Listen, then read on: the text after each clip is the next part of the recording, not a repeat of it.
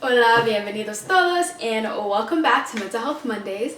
We have our first video today, and I will be talking about some myths and facts about mental health. Let's get started.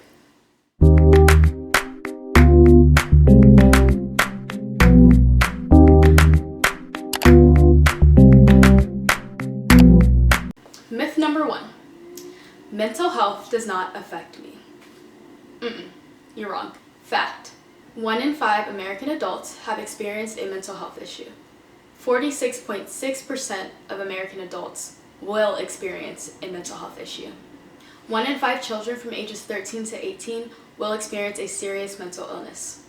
Mental health can affect someone regardless of their gender, their economic status, or their ethnicity or race.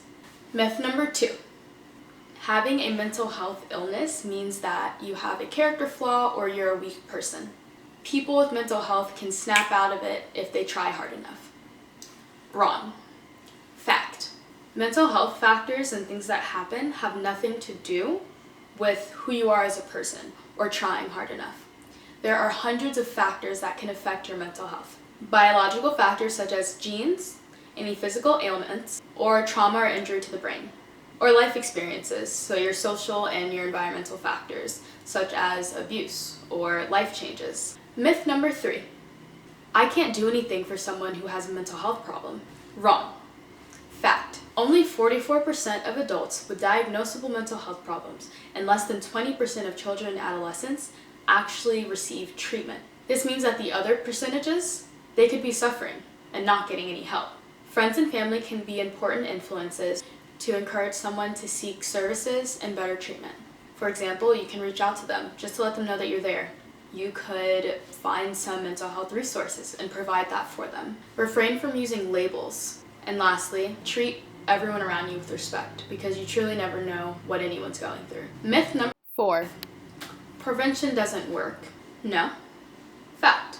Prevention when it comes to mental health is honestly mental health literacy. It's understanding the factors, the risks, and just the symptoms that can lead to a mental health illness.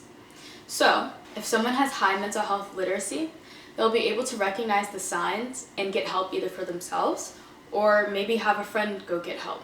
Myth number 5. Children don't go through mental health problems. Wrong. Fact.